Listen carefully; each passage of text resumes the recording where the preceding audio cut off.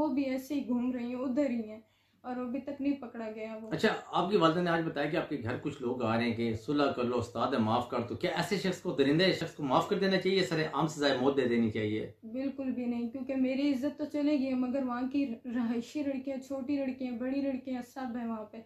मेरी इज्जत तो चलेगी मगर मुझे उनकी इज्जत की परवाह है, इसीलिए मैं आज यहाँ पे आई हूँ। मैं सिर्फ ये चाहती हूँ कि उससे सजा मिले और कुछ नहीं। अब हमारे प्लेटफॉर्म से कोई अपील करना चाहती हूँ वजीर आजम से?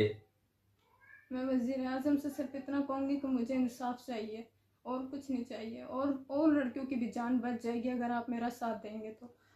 मेरे कप्तान वजीर आजम पाकिस्तान, आप तो टिकटॉकर पे एक्शन लेते हैं, आईजी साहब पुलिस वाले मुअत्तल कर देते हैं।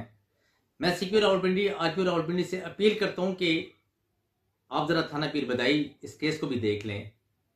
मेरी आज जब सुबह आईओ से फ़ोन पे बात हुई, बड़ा अजीब रवैया था। मुझे समझ नहीं आ रही कि वो इस केस को कैसे हैंडल करेंगे। आप खुद बेहतर समझ गए होंगे कि उनका रवैया कैसा होगा आईओ का इस केस के बारे में। अगर ये रवैया रहा तो इंसाफ बहुत मुश्किल है।